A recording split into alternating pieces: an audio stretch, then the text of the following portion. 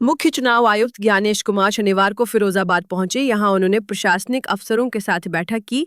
इसके बाद उन्होंने सुभाष चौराहे पर बने माथुर वैश्यमान स्तंभ का लोकार्पण किया और छदामी लाल जैन मंदिर पहुंचकर दर्शन किए। इस दौरान मीडिया से रूबरू होते हुए उन्होंने बिहार राज्य में होने वाले चुनाव को लेकर कहा कि चुनाव निष्पक्ष तरीके से कराए जाएंगे। उन्होंने बताया कि चुनाव संपन्न कराने की पूरी तैयारी की जा चुकी है और सभी राजनीतिक दलों को इस संबंध में जानकारी दे दी गई है। एक बार आया था, वहाँ के सभी लोगों का आशीर्वाद प्राप्त थे और आज मैं फिरोजाबाद आया हूँ। हमारे जितने बुजुर्ग हैं, जितने बड़े लोग हैं और जितने साथी, सबका आशीर्वाद और प्यार लेंगे। सर ये बार बार चुनाव आयोग पे विपक्ष वार करता है, ये अभी पिछले कुछ समय से ज्यादा देखा जा रहा है।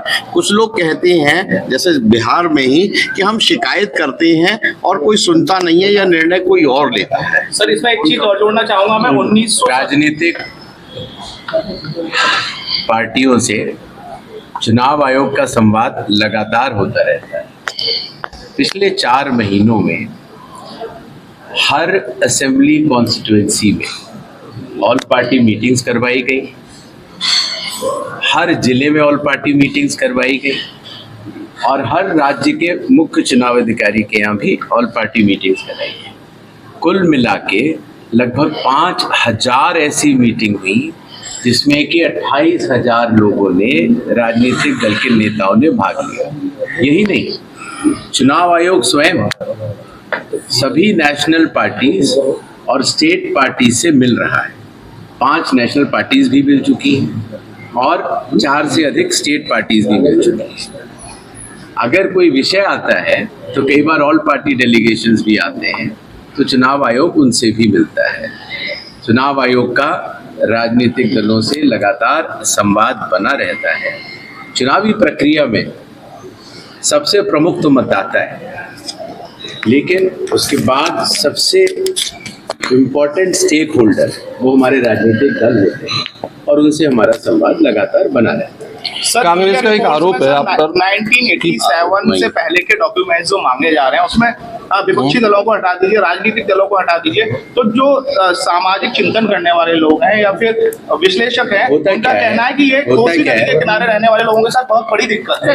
कई बार क्या होता है कि जो चुनाव आयोग के आदेश होते हैं, अगर उनको पढ़ने के बाद अगर चर्चा की जाए तो कई सारे विषयों का समाधान उसी में निहित है। जैसे कि बिहार में 22 साल पहले 1/1/2003 की जो मतदाता सूची है, उसमें जो भी लोग हैं उनको प्राथमिक दृष्टि से संविधान के अनुच्छेद 326 के अंतर्गत पात्र माना जाएगा। अर्थात जिन लोगों का नाम उस सूची में है उनको कोई कागज नहीं देना, और अगर जब उनके बच्चों के मतदाता पत्र बनते हैं तो उनको भी अपने माता पिता के लिए कोई कागज नहीं देना।